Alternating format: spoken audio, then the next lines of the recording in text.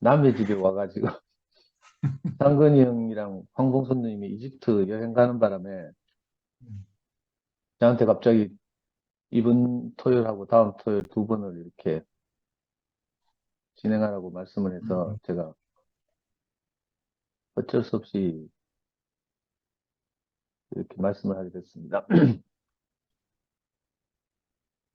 그, 하여튼, 익숙하지 않고, 저도 연합고사 언제부터 들어왔는지 모르겠는데, 하여튼, 뭐, 난파선이라 해서고, 뗏목이라 하고, 뭐, 그때 들어왔는 것 같은데, 지금 보니까 그때 뗏목, 뭐, 말이 뗏목이 다 탈출하고 없고, 뭐, 어디, 좋은 배로 옮겨 탔는지, 그 당시에 있던 사람은 우리 영수하고 숨결이하고 몇 명 안 보이고, 그죠? 두병형도 있구나. 두병이, 테오필도 두병, 그때 여기 있었던 것 같은데, 예? 테오필하고 또 누구야, 두병님, 저, 그 요리나무 때, 미술가야, 미술가야, 이영주하고 뭐 이런 애들 있었던 것 같은데, 박은주 다 나갔다.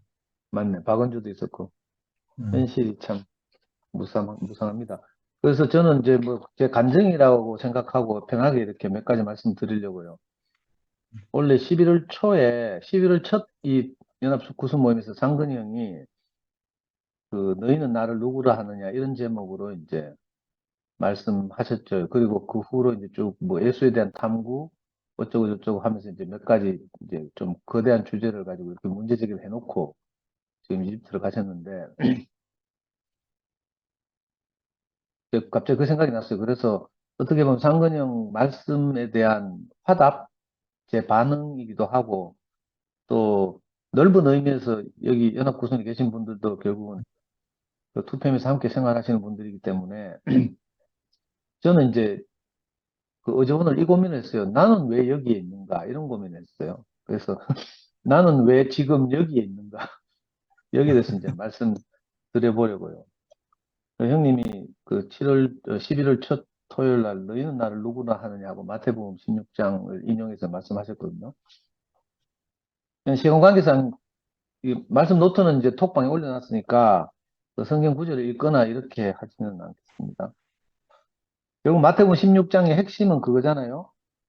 그, 이 유태인인 제자들이 자기들의 역사 안에서 이렇게 늘 이렇게 그 위대하게 생각해온 인물들, 이런 사람들 이제 뭐 모세라든지 에레미야라든지 엘리야라든지 세례요한이라든지 이런 사람들을 생각하고 있었는데, 예, 자기들 개념에 없던 한 사람을 만난 거예요. 예수라는 사람을 만나서 이렇게 저렇게 함께 생활하다가 이제 마태복음 16장에 이르러서 예수님이 이제 베드로에게 묻잖아요. 너는 나를 누구라 하느냐? 너희는 나를 누구라 하느냐? 이렇게 물으니까 베드로가 그때 유명한 전설적인 대답을 했거든요. 주는 그리스도시요 살아계신 하나님의 아들입니다. 이렇게 대답했어요. 이제 여기서 제가 이제 모티브를 얻어서 몇 가지 말씀을 드리려고. 여러 형제들께서 다 아시는 것처럼 저도 사실은 제 34살 때, 지금 딱 30년 됐네요. 제 34살 1월 달인가 2월 달에 처음 이게 대구에 들어왔는데, 그 후로 이제 목사님과 교회를 통해서 이제, 어, 내 생각과 관념이 없던, 소위 말하는 그리스도를 만난 거죠. 어, 그렇게 편하게 이렇게 가볍게 이야기하는 사실은 이게 그렇진 않고, 정말 뭐 제 개인의 인생에서도 그렇고 저는 이 목사님의 사역을 이렇게 세계사적 관점에서 봐도 그렇고 이게 놀라운 사건이라는 생각이 들어요. 우리 집사람은 그때 중학교 사회교사였는데 대구회를 처음 와보고 사회선생답게 그렇게 표현했어요. 이거 대구회는 제2의 종교개혁이네 이렇게 표현했어요. 자기가 알고 있는 이제 종교개혁이란 걸 루터나 칼빈을 통해서 그 중세 카톨릭이 지배하던 세계에서 개신교를 탄생시킨 그 놀라운 일들이 있었잖아요. 그것과 이제 비교하면서 이렇게 제2의 종교개혁이네 이렇게 우리 집사람이 표현한 적이 있고 또 옛날에 그 뉴욕 집회 때 그 제가 자주 말씀드리는 그 역사와 계시에 관한 말씀을 하셨을 때 그 지금 잭슨빌에 있는 문영 형님이 그 말씀을 듣고 그죠 바울 이래로 가장 지금 큰 분이 나타났다 뭐 이렇게 표현하셨나 하여튼 그렇게 말할 정도로 그리고 요즘 상근이 형은 이제 코페르니쿠스를 자주 빌려와서 이렇게 대전환이다 이렇게 말하고 있잖아요.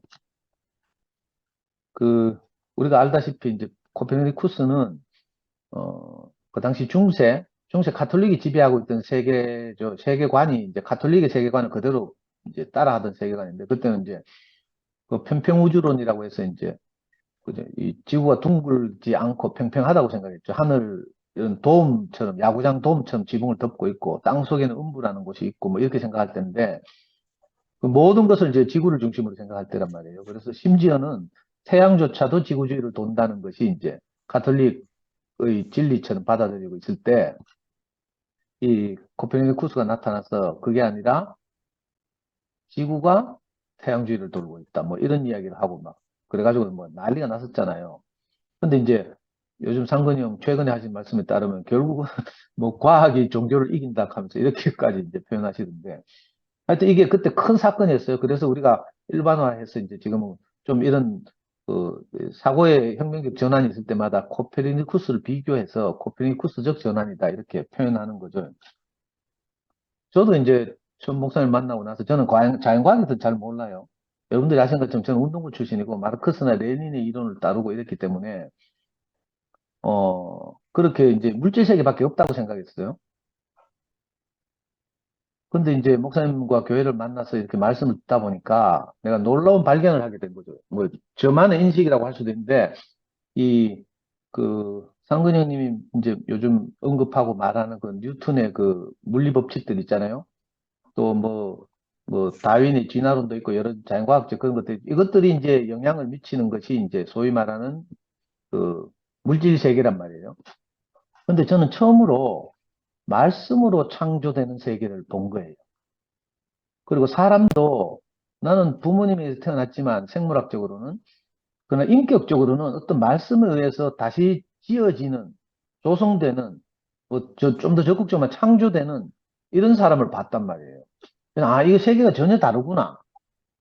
이게 제 경험이자 인식이기도 해요. 그래서 저는 최근에 이제 지난주 토요일 날 상근 형님이 이 그 진화론과 창조론을 이렇게 하나로 이렇게 설명하려는 시도를 보면서 그 마음은 알겠지만 저는 한 번도 창조와 진화가 충돌한 적이 없거든요. 나는 말씀으로 내 인생이 창조됐다는 것이 성경 창세기 하나님 말씀이고, 그죠? 또 이 물질 세계 어떻게 되는지 사실 솔직히 관심이 없고, 또 뭐 꼭 지식을 동원하자면 뭐 요즘 가장 좀 각광받는 이론이 빅뱅 이론이다. 이거 정도는 알고 있죠. 그러나 이것도 많은 가설을 전제로 하고 있기 때문에 아직 유한한 사람들의 연구로는 아직 잘 모르는 것이 사실이고, 뭐 하여튼 그런 생각을 가졌어요. 그래서 너무 복되게 놀라운 말씀을 듣고, 야, 내 짧은 이 유한한 인생, 성경의 표현대로 하면 인생이라는 것이 밤에 한 경점 같고, 새벽 풀잎에 맺힌 이슬 같아서 해만 뜨면 그냥 사라질 것이 인생인데, 그죠? 이 놀라운 말씀 우리가 만났단 말이에요. 이거 뭐 꿀먹은 벙어리처럼 정말 할 말이 없잖아요. 그런데 이제 우리에게 주어진 유한한 시간 안에서 그럼 나는 어떻게 살 것인가? 이 고민을 한 거죠. 다행히 이제 하나님이 제게 길을 열어주셔서, 제가 만난 이 세계를 이렇게 제가 만날 수 있는 범위 안에서 이렇게 전하고, 간증하고, 강의하고 이러면서 지금까지 살아왔어요. 그런데 여러분들이 아시는 것처럼 이제 큰 사단이 나서, 어, 요즘 우리가 겪고 있는 것처럼 이런 일을 겪는단 말이에요. 이런 일을 겪으면서 제가 알게 된 것이 있는데, 아, 지금까지 이 놀라운 세계를 내가 받고 보여주시는 분들이 있었지만, 이렇게 이런 일이 일어나고 나서 보니까 한계도 명백하게 있었구나. 이걸 알게 됐어요. 그 이제 가장 대표적인 것이 그 목사님을 통해서 나타난 어떤 생명을 구분하지 못한 점. 우리는 이게 너무 쉬웠거든. 그냥 목사님 가면 그냥 그리스도인 줄 알고 살았어. 그냥 모르면 뭐 가서 상담하고 질문하고 뭐 말씀하면 듣고 막 이렇게 수동적으로 살았다고 할 수 있죠. 이것이 사실은 이런 일이 일어나기 전까지는 아무 문제가 없었고, 뭐 물론 적응 못한 사람도 있었지만 저 같은 경우는 아무 문제가 없었어요. 목사님한테 따로 물을 것도 사실 별로 없었고. 왜냐하면 이미 목사님 말씀을 통해서 조성되고, 그죠? 창조된 세계를 우리가 함께 누리고 살았기 때문에 별로 저는 인생을 살면서 어려움이 없었어요. 질문도 없고.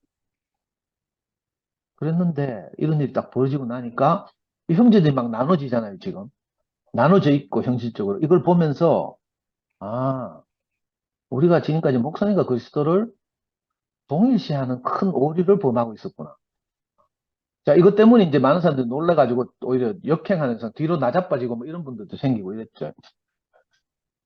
그래서 저는 이것 때문에 사실은 지금 여러 가지 일이 생겼다고 생각해요. 우리가 만난 한 분과 그분이 보여주신 세계에 대한 우리 형제들 각자의 인식 때문에, 인식의 차이 때문에 이렇게 많이 흩어져 있다 이런 생각이 들고요. 너무 좀 무겁고 이런 주제긴 하지만 저는 여전히 목사님이 건강하실 때 목사님을 생각하면 목사님이 보여준 그 세계는 목사님을 통해서 나타난 하나님을 보고, 그죠? 그 베드로가 고백했던 것처럼 또는 우리 저 창세경 중에 왕규형이나 이런 분들이 고백한 것처럼 주는 그리스도시요 살아계신 하나님의 아들입니다. 여전히 저도 그렇게 고백할 수밖에 없어요. 이 점을 저는 분명히 하고 싶고요. 그렇지만 목사님도 사람이잖아요. 육신을 가졌죠. 예수가 사람이었던 것과 똑같은 저는 구조라고 생각하는데 결국 목사님 건강을 잃었어요. 제가 볼 땐 6년 전에 구미 순천연병원을 다녀오시면서부터 수많은 여러 번의 그 입원과 수술 뭐 이런 걸 퇴원을 반복하고 마취와 뭐 이런 걸 반복하면서 저게 증거는 없어요. 근데 저는 목사님이 형제들을 대하는 모습을 보고 아, 목사님이 건강을 잃었구나 이렇게 판단했어요. 이건 의학적으로 이제 상근형이 더 잘하니까 그렇게 많이 말씀하셨겠죠. 그래서 이제 이걸 좀 속되게 표현하면 하나님의 영이 목사님을 떠났구나 저는 이렇게 생각해요. 그 5, 6년 전부터는 목사님 말씀을 통해서 내가 별로 이렇게 공급을 받는다는 느낌이 안 들었거든요. 반대로 그 전에 목사님 말씀하신 거 들으면 정말 놀랍고 지금 들어도 그래요. 1990년대 복음서 말씀하시거나 이런 거 들으면 지금도 가슴이 벅차고 뛴다니까. 목사님 표현에 따르면 마치 그 바울 서신을 통해서 그 가물에 콩 나듯 있던 그리스도가 마태복음이라든지 복음서를 통해서 이렇게 보니까 그 금덩어리가 막 도처에 널려 있는 마치 남아프리카 공화국에서 애들이 다이아몬드 가지고 공깃돌 하는 것처럼 복음서에는 그리스도가 널려 있더라 막 이렇게 말씀하시고 너무 막 흥분하시고 이런 생각이 지금도 나거든요. 저는 지금도 여전히 그렇게 생각해요. 그래서 이 부분에서 저는 좀 이렇게 형제들과 생각이 좀 다를 수 있지만 저는 선을 긋고 그리고 안타깝지만 이런 일이 생기니까 이제 목사님을 개인적으로 좀 부정적으로 표현하거나 비난하거나 이런 분들에 대해서 저는 마음이 움직이질 않아요. 내가 이게 너무 확고하기 때문에 그렇죠. 건강을 잃으면 다 그렇다. 저는 뭐 제가 당장 뭐 예를 들어서 4시간 동안 밥을 안 먹잖아요. 그러면 저는 왕짜증이 나거든요. 그 내 가까이 있는 누구에게든 뭐 성미뿐만 아니고 내가 집에 있으면 우리 자매한테 그렇겠죠. 막 신경질로 짜증을 내거든요. 근데 밥을 딱 먹고 나면 내가 또 부드러워지잖아. 이게 생물학적 인간의 한계인 거죠. 피조물, 흙으로 지어진 인간의 한계라고 할 수 있죠. 저는 목사님이 건강을 잃고 나서 이런저런 우리 마음에 안 드는 많은 말씀들을 하시지만 그렇다고 해서 건강하실 때 목사님의 사역을 부인할 수 없다. 이게 제가 현재까지 인식하고 있는 지점이고요. 근데 하나님의 영이 목사님을 딱 떠나가고 나니까 오늘 이 말씀을 준비하면서 깜짝 놀랐어요. 예수께서 어느 복음서에 나온지 모르겠는데 예수께서 십자가에서 달려서 마지막에는 그 영을 포기하시니라 이런 말이 있거든요. 모든 것이 끝났다 이런 표현이 있어요. 그런데 예수께서 모든 영이 요즘 제 말로 하면 하나님의 영이 목사님을 떠난 것처럼 예수에게서 떠난 거라. 그래서 예수는 십자가에서 죽었죠. 목사님은 병환 중에 있어요. 그런데 신기하게도 예수에게서 영이 포기된 후에 어떤 일들이 일어난 거예요. 물론 복음서에서는 뭐 당장 일어난 것처럼 뭐 장막이 찢어지고 뭐 어떻고 뭐 땅이 흔들리고 뭐 이렇게 표현하고 있지만 우리가 아는 것처럼 복음서들은 예수가 죽고 나서 훨씬 후에 쓰여졌단 말이에요. 적어도 뭐 마가복음 재빨리 쓰였던 마가복음도 30년 후에 쓰여졌다고 하니까 이제 제 개인적인 그 인식으로는 아 예수에게 나타났던 이 하나님 마음이 어느 날 많은 시간이 흘러서 제자들에게서 다시 살아났구나 이게 보였어요. 저는 이 사단이 나고 신모띠 하면서 뭐 소유고 뭐 또 미덕이고 막 이하면서 막 교회를 가르기 시작할 때 그때 좀 앞이 캄캄했거든요. 막 성질도 나고 막 내가 도저히 다닐 수 없는 교회가 되는 것이 너무 속상하고 이랬는데 이런 사건 때문에 밀려서 이렇게 나왔단 말이에요. 밀려서 나와서 정말 신기하게도 제가 2PM의 자리를 잡게 됐어요. 그리고 나서 정신 차리고 보니까 목사님에게서 하나님의 영이 떠나가고 난 후에 2PM에 모여있는 형제들에게 하나님의 영이 다시 나타나기, 살아나기 시작한 거예요. 저는 지금도 제 몸에 전율이려고 하는데, 물론 그 전에도 목사님과 교회를 통해서 제가 참 복된 연 없는 생활을 누렸죠. 지금도 그래서 우리 창식 형들 중에는 목사님과 함께 산 생활이 여한 없기 때문에 목사님이 좀 오류가 있다 하더라도 뭐 목사님을 부인할 수 없다, 버릴 수 없다 이래가지고 이제 간병하고 이러면서 목사님 지키는 형들도 있잖아요. 저도 마찬가지로 제 인생에 여한이 없어요. 더 이상 인간으로 누릴 수 없는 영광을 내가 보았고, 그죠? 아무런 뭐 모든 것이 다 떠나가고 나서 자유하고 해방되고 이렇게 살았는데, 근데 신기하게 그게 다가 아닌 것 같아. 그래서 이상하게 이 사단이 나고 나니까 제게서 또 투표에 밀려서 꾸역꾸역 모여온 내가 관심도 없던 형제들을 통해서 하나님이 목사님께 함께 하셨던 것처럼 다시 우리에게 함께 하시는구나. 내가 이걸 봤어요. 그래서 제가 여기 있는 거죠. 그리고 나서 보니까 그 성경에 그런 말이 있대. 요한복음 17장에 보니까 2번이에요. 내가 떠나가는 것이 너희에게 유익할 것이다. 왜냐, 예수가 있으니까, 제자라고 있으니까 제자를 헷갈리는 거라. 예수가 신처럼 보이기도 하고, 막 정말 자기들이 할 수 없는 일을 하고, 막 이러니까, 복음서에 또 헷갈리게도 써놓기도 했지만, 근데 신기하게도 예수의 육체가 십자가를 통해서 자기들을 떠나고 나니까, 그 하나님의 영이 예수 안에 있다가 떠나고 나니까, 나중에 시간이 흘러서 예수의 제자들한테서, 예수를 좋아하던 사람들에게서 다시 살아나는 거죠. 저는 이게 구약 성경에서 말하던 아브라함의 하나님, 이삭의 하나님, 야곱의 하나님, 나는 산자의 하나님이라 한 것을 너희들이 들어보지 못했느냐. 이 말이 바로 이 말 같아요. 아브라함과 함께 하면서 아브라함을 불러내시고, 그죠? 영광스럽게 하신 그 하나님이 아브라함이 소멸하고 나니까 이삭의 하나님이 됐잖아요. 또 이삭과 함께 하면서 뭐 가는 우물마다 뭐 물이 나오게 하고 축복하시던 그 하나님이 이삭이 또 육체를 떠나고 나니까 야곱의 하나님이 된 거예요. 그렇게 하나님은 지금 그죠? 산자의 하나님이 되어서 대대를 이어서 다윗의 하나님 뭐 어쩌고저쩌고 하다가 오늘 우리의 하나님 된 거다. 그래서 이게 하나도 다른 게 아니구나 이런 생각이 들었어요. 그러니까 그 예수 부활을 처음 경험한 여자들을 이렇게 누가복음의 전언에 따르면 3번이에요. 안식 후 첫날 이른 아침에 여자들이 무덤에 가봤다잖아. 예수를 너무 좋아해가지고. 가보니까 거기 없대. 그러니까 지금 뭐 어디에 뭐 하나님 마음이 있느냐 하고 뭐 이리저리 돌아다니잖아요. 거기 없어요. 거기 있지 않고 하나님이 그죠? 여기 계시지 않고 다시 살아나셨느니라고 천사가 새벽 일찍 찾아온 여자들에게 말했대. 그 목사님에게서 보여줬던 그 영광스러운 하나님이 지금 어디가 있을까 궁금하죠? 저는 작지만 그 같은 그 성분의 하나님 마음이 이렇게 밀려 모여 있는 보잘것없는 형제들을 통해서 살아나고 있구나 이걸 내가 봤어요. 그래서 이게 지금 장난이 아닌 거죠. 거기 계시지 않고 우리 안에서 살아나신 거죠. 전 너무 신기했어요. 목사님과 형들 의존하면서 그냥 대충 살다가 정신이 번쩍 들고 나서 내가 밀려와서 보니까 그게 아니고 우리 안에서 지금 그죠? 목사님을 축복하셨던 그 하나님이 이제 우리한테 와서 우리를 통해서 하나님 당신의 일을 하려고 하시는구나. 그래서 저는 목사님이 하려고 하셨던 일이 제가 미완의 혁명이다 이렇게 표현했는데 그 코페르니쿠스적인 위대한 전환이 보통 일이 아니거든요. 이거 우리는 대충 보고 지금 이제 와서 뭐 목사님 욕하고 뭐 목사님의 실수나 뭐 이런 걸 가지고 막 트집 잡고 막 노망 들었다 하고 막 하잖아요. 사실은 그렇지 않고 목사님 건강하실 때 목사님이 발견한 그 생명의 진리는 진짜 놀라운 일이거든요. 이 인류사의 큰 진짜 사건이라고 할 수 있고요.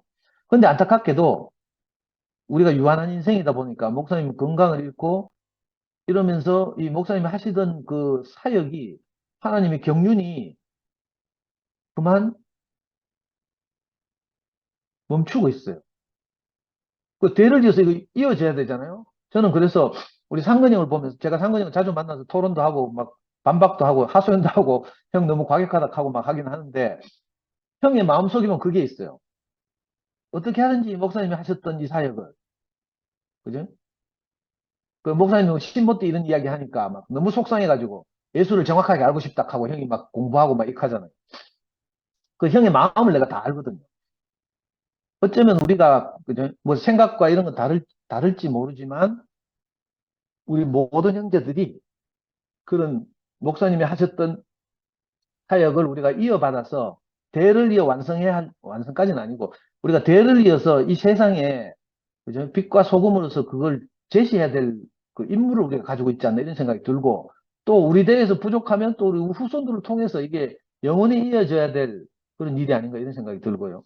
이게 뭐 나중에 가서 뭐 진짜 뭐 2000년 동안 이어져 온 기독교를 뭐 어떻게 개혁할지 이건 모르겠지만 그건 우리 범주가 아니라는 생각이 들고 하나님이 하실 일이라는 생각이 들고 다만 우리는 이 놀라운 이 그죠? 이 계시 인식 하나님의 경륜을 목사님 대해서 멈추면 안 되잖아요. 그러면 너무 안타깝고 속상하고 우리가 패배자가 되는 거거든요.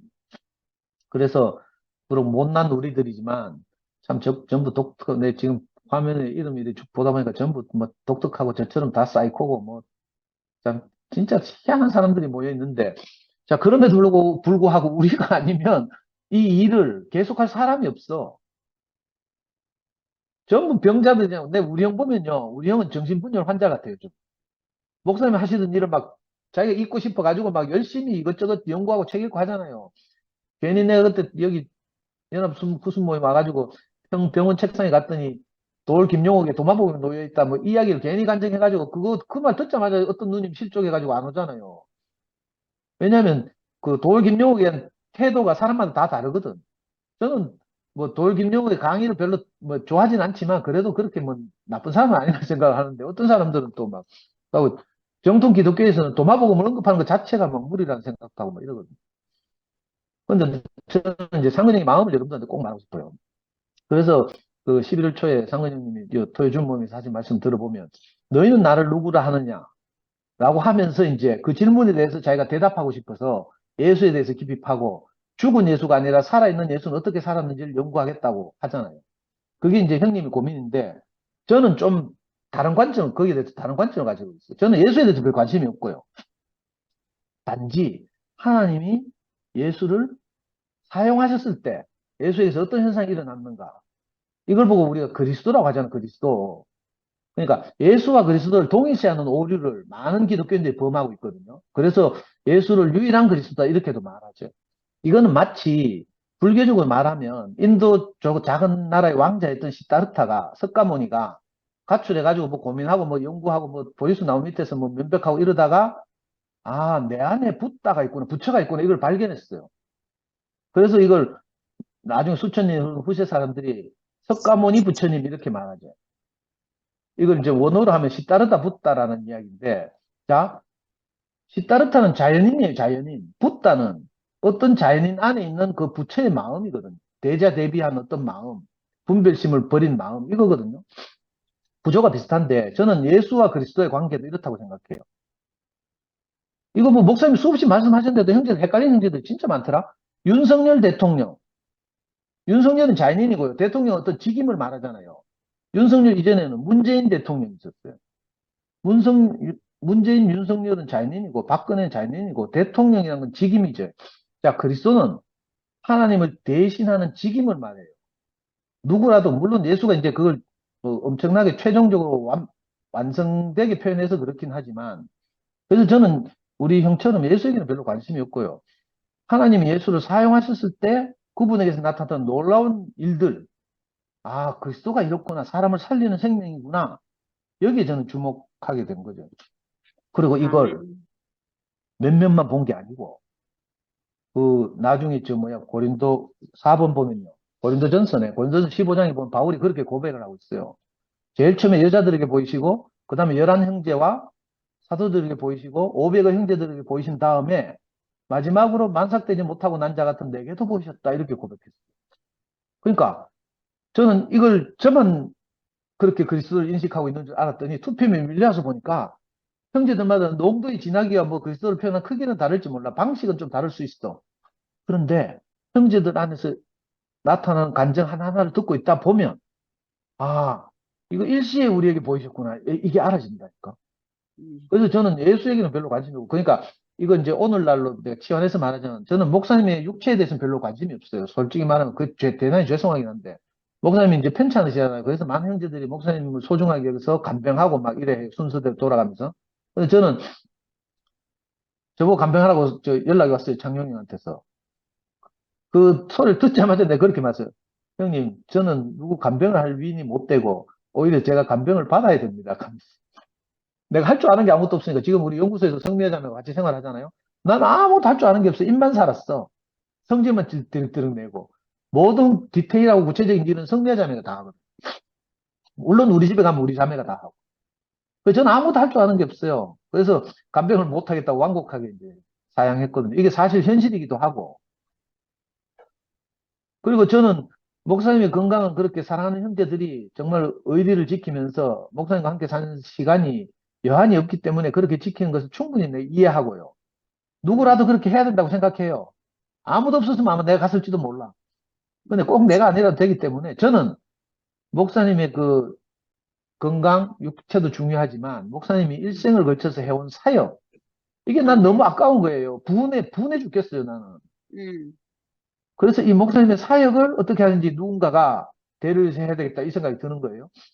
목사님 건강을 잃으셔서 우리 보고 자기를 버리고 갔다고 하고 뭐 여유가 있는 사람들이라 하고 뭐 이렇게 비난하더라도 할 수 없어요. 나 그 말 다 듣겠어요. 그래서 옛날에 그런 관념을 했죠. 그럴 리가 건강하신 목사님이라면 그럴 리가 없겠지만 혹시 목사님이 우리를 버린다 하더라도 나는 이 길을 가겠습니다. 내가 이렇게 말했어요. 이게 우리 그리스도를 살려내는 것이 목사님의 사역을 정말 완성하는 길이거든요. 목사님 살아생전에도 그런 말씀 많이 하셨어요. 나는 박물관에 보존되기를 원치 않고 형제들 안에 기억되고 싶다 이렇게 말했거든요. 근데 지금 신모띠라는 뭐 박물관 간판을 만들어가지고 거기에 자꾸 보존되려고 해가지고 내가 너무 속상하다니까. 그래서 나는 그게 아닌데 싶어가지고 이렇게 밀려왔어요. 밀려와서 보니까 여기 저 말고도 여러 형제들이 있어서 이 형제들에게 다 기억되고 보존된 목사님이 있단 말이에요. 그리스도가 있단 말이에요. 이 그리스도를 우리가 살려내는 것이 목사님이 그 평생을 걸쳐서 한 사역을 욕되게 하지 않는 것이다. 이렇게 생각해요. 목사님 건강을 아멘. 많이 잃었어요. 많이 잃었으니까 자기가 해온 걸 다 부인하고 익하잖아요. 노인들이 다 극한다니까. 치매 환자들이 대부분 공통적으로 극하거든요. 다 잊어버리고 모든 걸 부인한다니까. 그래서 목사님 뭐 평생을 뭐 추구해온 예수도 모르겠다 하고 뭐 이런 말씀 많이 하셨잖아요. 나는 그 말 안 들어요. 6년 전 목사님 말씀 이후로는 나는 하나도 안 들었어요. 그래가지고 우리 형이 막 내 비난하게 됐잖아요. 난 6년 전부터인가 말씀이 그리스도가 실려 있지 않으니까 내 교회 억지로 코로나 때문에 안 나올 때가 참 행복했고 억지로 나오더라도 나는 항상 아이패드를 들고 나와가지고 아이패드로 미국 메이저리그 야구를 봤어요. 목사님 말씀하실 때. 그래가지고 뭐 뒤에서 형제들이 내 욕하고 막 하더라고. 그래도 할 수 없더라고요. 그 제가 하고 싶은 말씀은 어떻게 하든지 적어도 우리가 이 놀라운 말씀을 들었잖아요. 이 세상에 없는 말이거든. 어떻게 우리가 아무것도 아닌 육체를 통해서 그리스도가 나옵니까? 바울의 표현대로 하면 이 질그릇에 우리가 보화를 가지게 됐습니까? 이 사역을 죄를 위해서 유전해야 되거든요. 이게 목사님 대해서 끊기면 안 되고요. 우리 죽고 나서 또 종교화되면 안 되잖아요. 사도들이 아멘. 죽고 나서 교부 시대 뭐 이래 오면서 AD 4세기경에 뭐 니케아 종교회의인가 거기서 뭐 이 기독교를 만들어 출범시켰잖아요. 가톨릭을 출범시켰어요. 음, 그러다가 2000년이 흘러서 지금 대구 바닥에 이 무명의 한 이름 없는 신학교도 삐리삐리한 뭐 브랜드 없는 신학교를 나온 목사님을 통해서 이게 살아났어요. 재현됐어요. 우리 눈앞에서. 근데 또 우리 지나고 나면 이제 끝이에요. 이거 너무 속상하고 슬프잖아요. 그래서 저는 할 수 있으면 형제들을 이렇게 설득하고 규합해서 그죠? 이 그리스도를 다시 살려내는 일, 이 놀라운 하나님의 말씀으로 조성된 이 세계를 우리가 펼쳐 보이는 일을 해야 되겠구나. 근데 아멘. 다행히도 이 2PM에서 형제들을 보니까 우리가 정말 뭐 그저 작고 연약하고 보슬 금싸라기 같이 조그만 것이지만 음, 이렇게 전시되고 이것이 몸으로 건축된 걸 보니까 너무 희망차고요, 저는. 솔직히 2PM 믿기 전에 내 명수이 너는 뭐 교회 저 마당에서 보면 인사는 했지만 그래도 몰랐잖아요. 그 네. 사람은 다 그랬거든. 저는 해정래 누님이 계신 분인지도 몰랐어요. 굉장히 신기하잖아요. 우리가 전혀 몰랐던 사람들이 모여가지고 이렇게 참 뭐 독립군처럼 뭐 그죠? 온갖 멸시와 조롱과 핍박을 받으면서 이거 한 목사님이 그 사역을 살려보겠다고 이렇게 하고 있는 게 저는 솔직히 너무 자랑스럽고요. 아멘. 그리고 오늘 내가 성경을 뒤적거리다 보니까 음, 이 누가복음 이제 제일 마지막에 쓰여진 사복음서 중에 요한복음이구나. 누가복음 제일 마지막 24장에 보니까 그런 말이 있어요. 너희는 이 모든 일의 증인이다. 볼지어다 아멘. 내가 내 아버지께서 약속하신 것을 너희에게 보내리니 너희는 위로부터 능력으로 입혀질 때까지 이 성에 머물라 하십니다. 이렇게 돼 있어요. 와, 이거 꼭 내 보고 하는 말 같아. 우리 보고 하는 말 같잖아요. 어디 뭐 좀, 네 맘이 안 맞다고 어디 딴 데로 가지 말고 여기 머물고 있으라는 거라. 하나님이 함께 하실 때까지. 어떻게든지 그래서 우리가 여기 붙어 있고 살아남아 있어야 된다는 생각을 하거든요. 아멘. 지금 우리가 볼 때 이거 좀 민감하고 예민한 말씀이지만 우리 음, 현실적으로 표면적으로 셋으로 나눠져 있어요. 11시 모임, 2시 모임, 또 뭐 함께 가는 모임 뭐 이렇게 나눠져 있어요. 근데 저는 이 표면적으로 나눠져 있는 이렇게 나눠져 있다고 생각되지 않고 너희는 나를 누구라 하느냐 여기서 나눠지고 있다고 생각해요. 그래서 한 분은 그죠? 내가 말씀 노트에 정리해놨는데 목사님을 그리스도 동일시하는 그룹이 있어요. 저도 한때는 그렇게 생각했어요. 저는 한때는 황교수 누나처럼 최한솔처럼 말하는 것이 내 컨셉이었다니까. 그렇게 말하지 않으면 내가 시원하지 않았거든요. 음, 그래가지고 이 흐름이 생기고 나서 막 최한솔이나 뭐 이런 이 11시 그룹에서 저한테 동영상 얼마나 많이 보내는지 몰라요. 네가 왜 거기 있노? 이런 취지로. 근데 이제 2PM 형제들처럼 그죠? 목사님이 영광스러웠던 것은 하나님의 영이 함께 하실 때, 하나님이 사용하실 때 그랬고, 우리도 마찬가지지만, 그죠? 음, 음. 하나님이, 그죠? 이 사용을 그만하시게 되면 우리는 아무것도 아니잖아요. 그렇지. 저도 지금 당장도 그래요. 내가 형제들과 함께 말씀을 듣고, 이 교통하니까 내가 살아있는 사람인 거죠, 사람. 음, 음, 그전에는 피조물 그냥 짐승. 하나님 음, 말씀, 하나님 생기가 우리 안에 들어오지 않으면 우린 짐승이라니까? 그렇지. 부부싸움 하면 해봐 짐승 아닌가 아닌가 간단하게 알 수 있어요. 그 별거 아니라니까? 우리 안에 뭐 머릿속에 굉장한 것이 들어와서 우리가 뭐 고상한 것처럼 생각하지만 음, 막상 들어가 보면 아무 대통령도요 꼼짝도 못한다니까 자기 마누라한테. 음, 요즘 그래서 뭐 카드라 이야기도 많이 나오는데 내 정치 이야기는 하긴 좀 그렇고. 그리고 또 하나는 참 안타깝지만 이 목사님과는 완전히 절연해야 된다. 저 이단이고 그저 뭐 컬트다. 음, 그래서 이 목사님의 잔재를 완전히 지워야 된다고 생각하는 그룹이 있어요. 음, 저는 모양은 표면적으로 세 개로 나눠져 있지만 이 내용적으로는 이렇게 나눠져 있다고 생각해요. 물론 내가 차마 내가 이거 말하기 어려운데 한 그룹이 더 있어요. 음, 하나가 되어야 한다는 거. 음, 뭐 이유 여하를 막론하고 우리는 하나라는 사람들이 있다고요. 음, 하나로 모여야 뭐 하나로 만나야 된다 뭐 이런 생각 가진 그룹이 있거든요. 음, 좋은 마음이긴 하지만 그래서 뭐 이렇게 무슨 생각을 이야기하거나 이러면 뭐 벽이 생긴다, 뭐 정체성을 이야기하면 벽이 생긴다, 뭐 이렇게 이야기하는 그룹이 있어요. 근데 그 말하는 것 자체가 벽이에요. 제가 볼 때는. 이게 우리만 그런 게 아니고요. 기독교 안에서도 수많은 종파들 있잖아요. 장로교, 감리교, 뭐, 많이 있어요. 장로교 안에서도 뭐 수백 개의 그, 그 교단으로 나눠져 있어요. 사람들이 이게 안타까워가지고 하나가 되려고 하는 운동을 했어요. 그 운동의 이름이 뭔가 하면 에큐메니칼 운동이에요. 세계 교회 뭐 일치연합인가 하는 그런 세계적인 운동을 펼쳤고 한국에서 많이 일어났어요. 근데 결과가 어떻게 된 줄 알아요? 에큐메니칼 운동이라고 하는 또 하나는 교단이 생겨났어. 뭐 시간만 많으면 많은 말씀을 드리겠지만 그래서 저는 어 제가 정말 우리 투표에서 좋아하는 영식형을 보더라도 순태경을 보더라도 저는 제 생각과 너무 다른 게 많아요. 그런데 어떤 지점에서 목사님으로부터 유전받은 그 DNA 여기서 보니까 딱 하나라. 제가 간증하면요. 제일 반응을 딱 보이고 이렇게 격려하시는 분이 영식형이고 순택이고.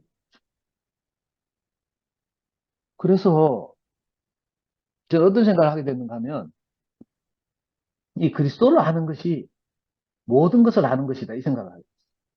음, 아멘. 저도 막 장 목사님도 말씀하시고 상근형도 말하고 이래가 수많은 요즘 유행하는 뭐 예를 들면 뭐 존 셀비 스퐁이라는 신부님의 책도 읽어보고 돌 김용옥의 책은 제가 뭐 오래전부터 읽었고 저도 나름 복음을 전한다고 돌아다니면서 그냥 뭐 한 게 아니고요.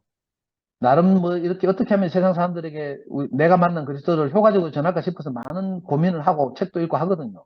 근데 음, 죄송한 말씀이지만 안타깝게 어떤 책도 내가 만난 그리스도를 제대로 보여줄 수는 없어요. 음, 김용훈 교수는 정말 해박하게 연구도 많이 하고 막 인용도 많이 하고 막 정말 세계적인 그런 연구를 하거든요. 음, 스폰 교수님도 그렇고. 그러나 음, 안타깝게도 음, 내가 그 책을 읽으면 시원치가 않아. 음, 그런 책을 통해서 내가 만난 그리스도를 설명할 수가 없어요. 음, 그래서 결국은 우리가 문제인 거예요. 우리 자신. 내 자신이 문제더라고요. 내가 어떻게 하든지. 그리고 또 우리 사랑하는 형제들 안에는 또 우리 톡방 안에는 어떻게 하는지 성경을 통해서 이 진리를 변증하려고 하는 형제들도 있어요. 그 형제들의 마음을 내가 모르는 바 아니지만 적어도 이건 순환 논리거든요. 성경에서 예를 들면 예수의 부활을 이야기했어요. 그 예수 부활을 또 성경을 통해서 또 증명하려고 해. 음, 그런 걸 보고 순환 논리의 오류라고 해요. 음, 참 안타까운 일이죠. 예를 들면 예수가 하나님의 아들이라는 주장도요. 음, 사실은 복음서의 저자들마다 다 달라요. 예수가 하나님의 아들이라는 걸 이제 최초에 쓰여진 마가복음에서는 언제 그런 하나님의 아들임을 인정받았는가 하면 요단강에서 세례를 받을 때라고 나와 있어요. 근데 마태나 누가는 언제라고 해요? 태어날 때. 뭐 마리아의 꿈에 현몽해가지고 뭐 저 임마누엘이라 할 것이다 하고 뭐 이렇게 하고 있어요. 근데 바울은 또 다르게 말하거든요. 이게 다 달라요. 그러니까 성경을 통해서 뭔가를 알려고 하는 건 정말 어려운 일이다 이런 생각이 들고요. 저는 반대로 우리가 인생을 살고 우리가 경험을 하고 하나님 다루심을 받고 하잖아요. 그러다가 우리가 뭘 인식하게 돼요. 근데 우리가 인식한 것을 내가 어떻게 표현할까 싶어서 이 책 저책 뒤지다가 성경을 뒤져보니까 내하고 똑같은 경험을 한 믿음의 선진들이 이미 나하고 똑같은 경험을 하고 성경에 그걸 써놓고 있어. 음, 그러니까 우리 자신으로 성경을 증명하는 것이지 성경을 통해서 성경을 증명하는 게 아닌 것 같아요. 우리가 그걸 나타내지 못하면, 살아내지 못하면, 증명하지 못하면 그냥 신화가 되고 마는 거죠. 아멘. 그래서 내가 이번 목요일 날도 그런 말 했잖아요. 그 회당장의 딸이 살아나는 장면. 그 나사로가 죽었다가 살아나는 장면을 보면서 내가 그 내 인생으로 재현하고 싶다니까? 내 인생으로 재현되는데 나는 어떻게 표현할까 싶어서 보니까 성경에 이미 그런 경험이 있는 사람들이 표현해 놓고 있어. 진짜 나사로가 죽었다 살아났는지 뭐 회당장의 딸이 죽었다 살아났는지 그건 관심 바뀌고요. 그 문제가 아니라니까. 맞아. 예수가 하나님을 통해서 영광스러운 사역을 했는데 그 사역이 진짜인지 가짜인지 진실인지 아닌지는 어디에 달려있어요? 우리한테 달려있다니까? 그 성경에서 뭐 성경을 다시 증명하고 이런 게 아니고요. 그 저는 지난 세월 동안 그 목사님과 형제들 통해서 이 그리스도에 관한 놀라운 계시들을 우리가 많이 봤어요. 기름 부음을 받은 자 뭐 이런 상식적인 표현부터 시작해서 뭐 최철 형제가 왜 목사님 찾아가서 그리스도가 뭡니까? 라고 물었더니 그때 목사님 그렇게 대답했대요. 죽고 다시 난 사람에게서 나타나는 재반 현상. 야, 이 말도 진짜 놀라운 말이죠. 그 선악의 생명, 아담의 생명이 죽고 하나님에서 다시 살리심을 받은 형제들에게서 나타나는 재반 현상이 그리스도라는 거라. 그러니까 우리 눈 뜨고 봐야 돼요. 저처럼 말하는 걸 통해서도 그리스도가 나타날 수도 있고 손태경처럼 말하는 데서 영시경님 말하는 데서 그리스도가 뚝뚝 묻어 있다니까. 우리가 표면을 보면 김상도 고유의 스타일, 뭐 영시경 고유의 스타일, 손태경 고유의 스타일 이것 때문에 뭐 문제 삼을 수 있어요. 상근형 특히 연합고선에서 말하면 뭐 힘이 느껴집니다. 이지랄에 자꾸 거칠다 이렇게 자꾸 그게 아니고요. 형제들마다 다 다른 그게 있어요. 그건 우리 알 바가 아니죠. 그러면 우리 형이 뭐 부드럽게 태어날락한 부잣집 이건희 아들로 태어나든지 했어야 되거든. 우리 형은 어릴 때부터요, 미국 놈 소리라고 뭐 놀림 많이 받았다니까? 코 오똑하고 눈 북득하고 이래가지고, 양키라는 놀림을 우리 형 많이 받았어요. 생긴 것도 저래 우락, 거칠게 못되게 막 카리스마 있게 생겼잖아요. 세상이 그렇게 만들었다니까. 저도요, 원래 진짜 온순했거든요. 우리 삼형제 옛날에 거적대기 앞에서 그 모형 비행기 타고 찍은 사진 딱 보면요. 그때 6살 때 내 얼굴 보면 정말 순에 빠졌어. 내가 세상에서 살아남으려고 하다 보니까 이래 욕도 막 네이티브가 되고 막 이래 된 거지. 맞아. 그래서 저는 우리 형제들 한 사람 한 사람에게 나타나는 어떤 그 형제들 고유의 그게 있거든요. 거기에 우리가 손대면 안 된다고 생각해요. 입대면 안 되고. 그 어쩔 수 없는 거죠. 하나님이 그렇게 그 형제를 다루셨고 이끌어 오셨고 하지만 그 형제를 통해서 나타나는 우리 인생의 양식이 되는 그리스도. 아멘. 여기에 주목하는 거죠. 그래서 우리가 만났다는 생각이 들고요. 아멘. 그래서 하나님은 산자의 하나님입니다. 아, 시간이 너무 많이 갔네.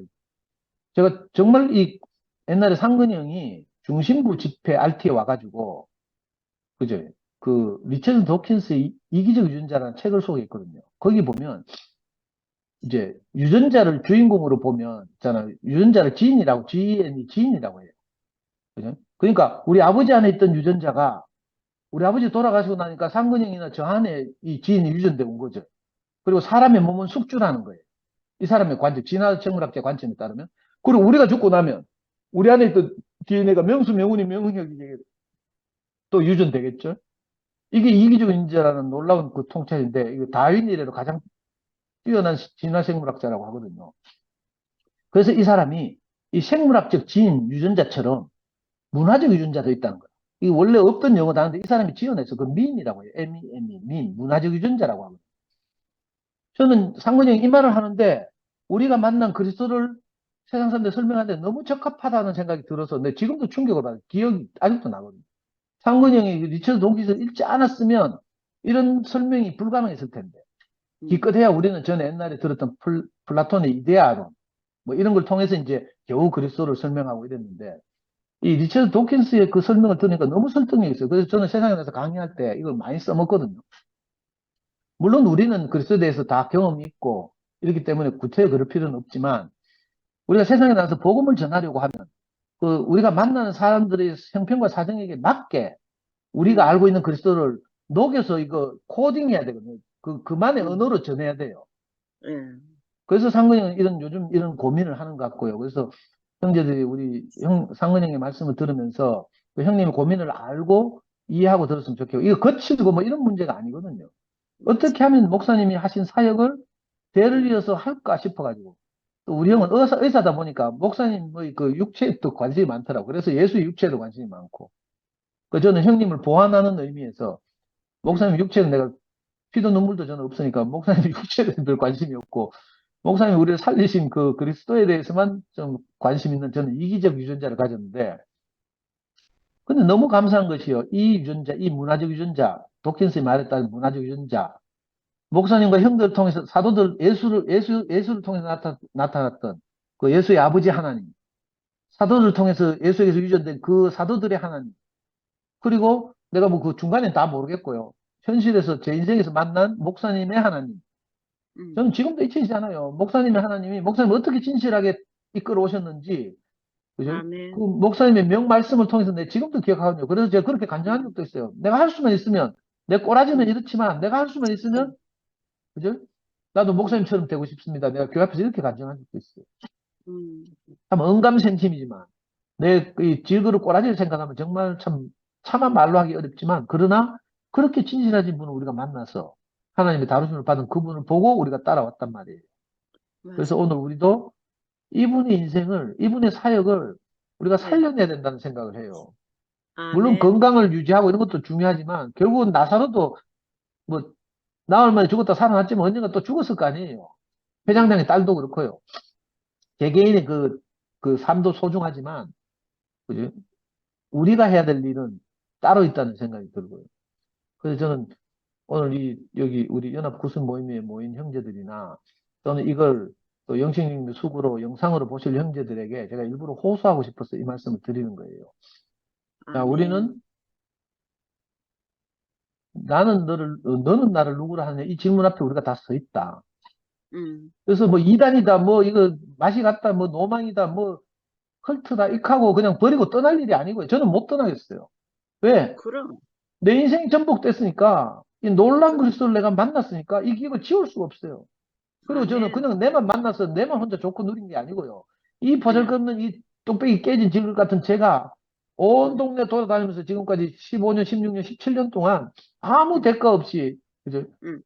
이걸 전시했다니까 강의하고 뭐 모임하고 하면서 해보니까 음. 정말 무덤에서 죽어있던 사람들이 벌떡벌떡 일어나는 걸 내가 봤잖아요. 부인할 아멘. 수가 없어요. 음. 아, 정말 이 그리스도는 놀라운 미임을 가지고 있구나. 놀라운 유전자구나. 이 그리스도라는 유전자를 우리가 모두 물려받았구나. 그래서 아멘. 저는 여러분들이 너무 귀하고요.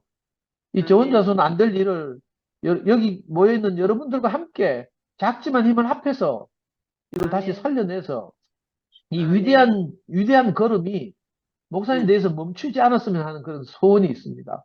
아멘. 여러분들이 조금이라도 이렇게 함께 어깨 걸고 이렇게 이 길을 걸어갔으면 좋겠고요.